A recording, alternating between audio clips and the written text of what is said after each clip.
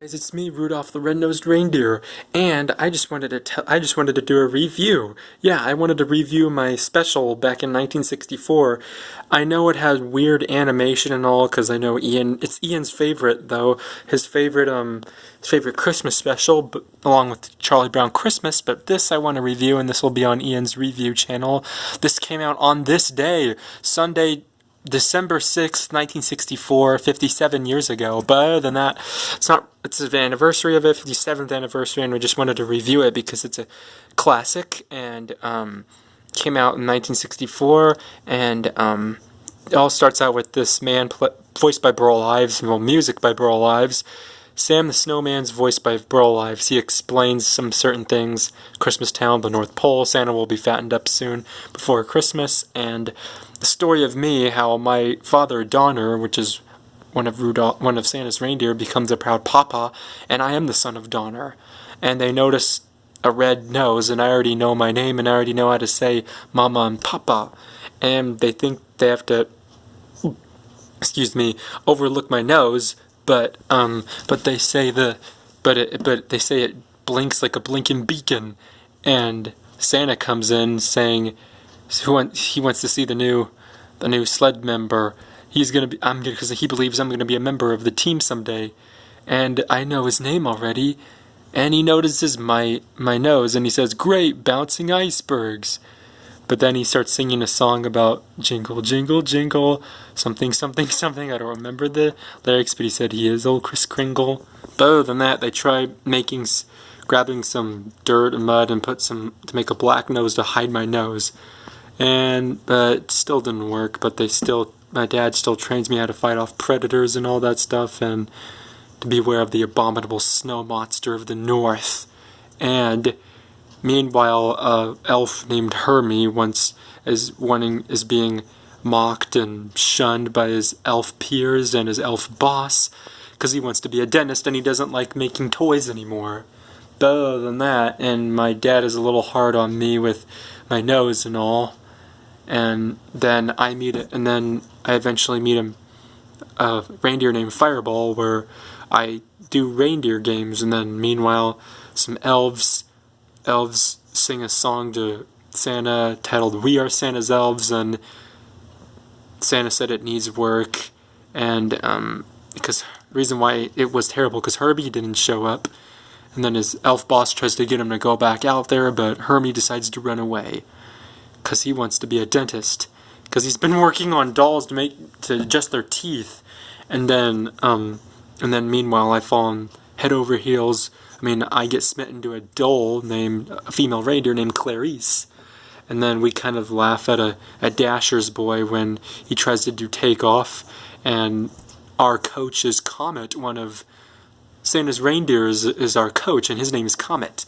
And then when Clarice says I'm cute, I do a successful takeoff, and then when I'm playing with Fireball, my nose comes off, revealing that I have a red nose. I get mocked, and I get shunned by the coach, saying that I can't play any reindeer games. Clarice, right when I run away, Clarice runs after me, and then I say my nose is terrible and it's different from everybody else's. But she said that's what makes it grand. And then she also says that there's always tomorrow for dreams to come true, and then her dad orders her to get back to her cave this instant, and then she also tells him no doll of his is going to be seen with a red-nosed reindeer. And then that's when I meet Hermie when I continue to run away, and then we decide to become independent together, and we struggle to get through the first night and try to avoid the abominable till we meet a prospector named what was his name? I can't remember. Yukon Cornelius, along with his doggies, and then because he mostly cares about silver and gold. And then Sam the Snowman, meanwhile, sings a song about silver and gold. And anyway, he gives us a lift, and then we encounter the abominable snowman. We eventually manage to get on an iceberg and float away from this abominable snowman. And then we're traveling through fog, and then my dad goes out to look for me, and so does Clarice and my mom. and then we end up on an island with toys that are unwanted from children, and they're all misfit toys. And then they sing a song about being misfits, and then we say that we're misfits too, and we could stay here for a while. And then we try to get permission from a lion with rings. King Moonrazor is his name. He rules there. He rejects our idea of us staying there, but he said we could help the toys here instead. Whenever we get to Christmas Town, we can tell Santa that we could help these toys out. But he does let us spend the night. But Hermie says it's all, and they let us sleep in a dollhouse, and that's our chambers apparently. But they say no. But Hermie says no. It's all settled. We leave here tomorrow together.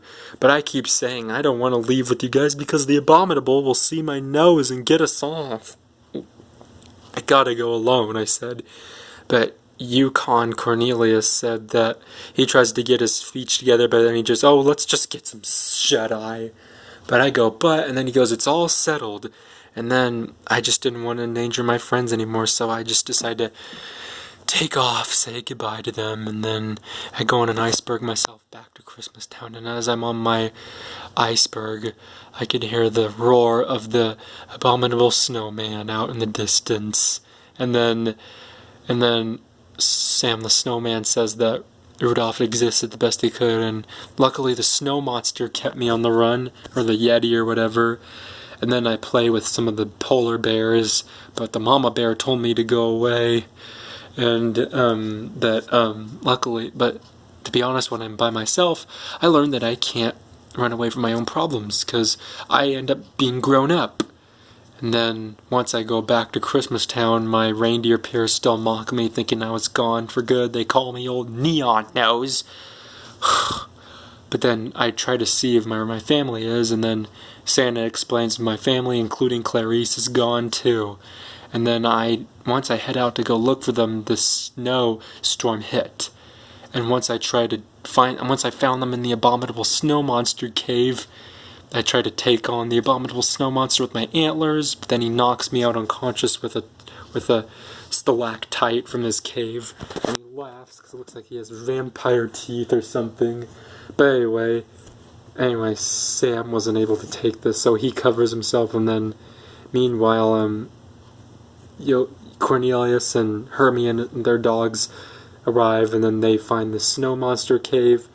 Hermie pretends to be a pig to lure the snowman out while I was waking up, and then we knock out, and then Yukon Cornelius causes some snow to fall on the snowman and knock him out with a stone, and then Hermie uses some tweezers to pull out the snow monster's teeth, and then Yukon Cornelius goes after the snowman, and then him and his dogs and the snowman and him fall over a cliff, and then we lost him. We think we lost him, and then we went back to, which was a sad, touching moment for us, and then we went back to Santa's place, and then we told Santa about the whole thing and the whole situation, and all my reindeer peers felt sorry for me, and all the elves felt sorry for Hermie. Hermie's able to open a dentist office. Everyone says sorry to us because eventually Santa says as soon as the storm lets up, we'll get those toys a safe home. And then Yukon Cornelius and his dogs come in, and then the abominable snowman comes in, and he helps out with the tree and all. And then he goes, but we saw you go over the side of the cliff. But apparently those bumbles bounce. But apparently we get a latest weather report. Santa thinks the storm won't let up, and he thinks Christmas is going to have to be canceled until he asks me to use my nose to guide us through the storm. And he asked Rudolph, with your nose so bright, won't you guide my sleigh tonight? And then I agreed to. Right when we get everything together and singing Holly Jolly Christmas, here's what we do. First we go to the island of misfit toys.